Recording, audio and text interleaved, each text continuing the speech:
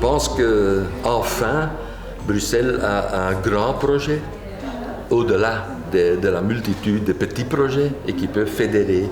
Je pense qu'un des grands défis de Bruxelles, c'est que c'est d'un côté une ville où la multiplicité, où tout le monde peut être soi-même, mais le manque que cela produit, c'est une segmentation, une fragmentation, tout le monde dans son quartier, dans sa culture, dans sa langue, etc.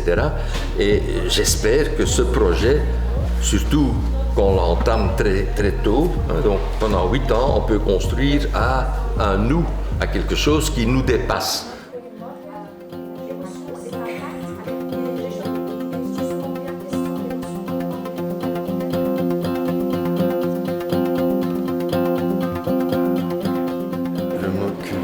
Doit pour moi être révélateur de quelque chose qui se crée en collectivité, clairement. Et c'est pour ça qu'on a beaucoup parlé de Bruxelles, de cette messiness dont on a parlé, et c'est vrai, il faut qu'on assume ça à Bruxelles. Il y a beaucoup de différentes origines, différentes religions, différentes pratiques. Et je pense qu'il faut vraiment chercher à ne pas trouver une cohésion totale et accepter la diversité, accepter l'éclectisme en fait.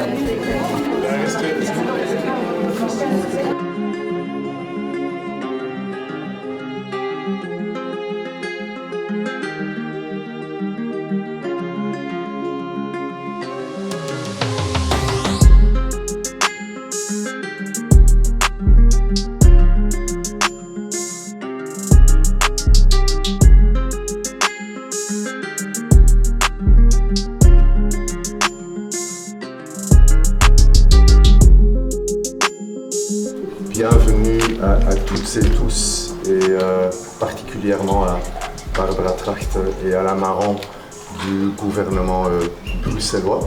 Nous sommes ravis que vous nous rejoigniez à la fin de cette deuxième journée du premier Brussels 2030 Summer Assembly. C'est donc la première activité publique dans le cadre de la préparation de la candidature de Bruxelles en tant que capitale européenne de la culture. Tout d'abord, merci M. Marant et Mme Tracht d'avoir répondu présent à notre invitation. Donc ma question était la suivante. Comment comptez-vous rendre Bruxelles 2030 accessible à tous, en sachant que, notamment avec ce qui se passe actuellement en Europe, donc les prix augmentent, l'inflation est folle, et donc il y a tout un ensemble de la population qui ne peut pas se permettre d'accéder à la culture, étant donné qu'ils ont d'autres préoccupations, comme par exemple payer l'énergie ou encore l'alimentation. Donc ce sont toutes des questions essentielles, je pense, qu'il faut poser pour cet événement. Dans celles et ceux qui constituent le dossier de candidature de Bruxelles 2030 et qui sont présents ici aussi, c'est au cœur de leur projet. L'idée, c'est vraiment de faire un projet avec les gens, de faire une capitale, de Bruxelles capitale de la culture, soit effectivement attractive et un phare, et miser sur l'attractivité de Bruxelles et son image, mais le faire avec un maximum de Bruxelloises et de Bruxellois.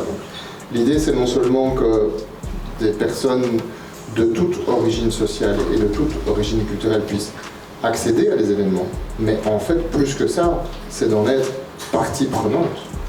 C'est que la diversité de Bruxelles, la diversité sociale et la diversité culturelle, elles soient mises en valeur.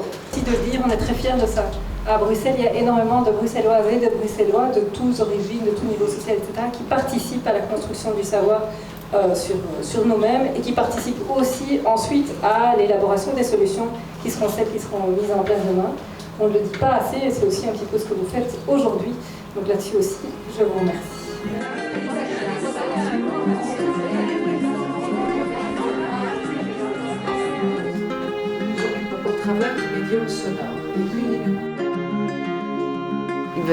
Ik ben een Brusselse dus ik vind het tof om te mogen meedenken over hoe dat we ons als stad kunnen organiseren om zoveel mogelijk te kunnen bieden aan de Brusselaars in de toekomst. Je pense que la culture, oui, brasse la paix, brasse le dialogue, brasse les échanges. et l'expression est importante. Il ne faut pas cloisonner. Et la culture permet de décloisonner un petit peu les mondes et de se rencontrer, de se parler, et de s'apprécier ou pas, ou de ne pas être d'accord. On peut ne pas être d'accord, mais l'important c'est d'en parler.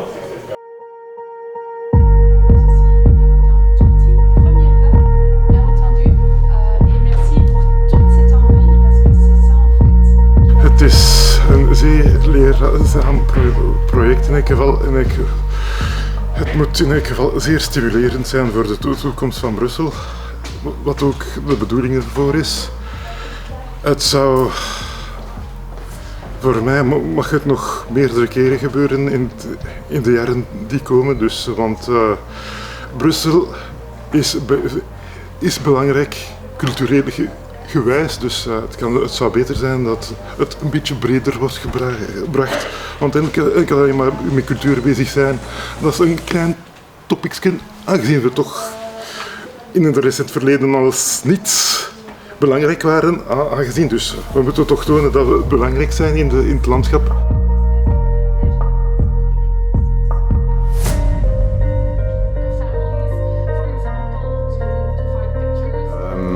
Bruxelles 2030 est un projet qui vient de commencer.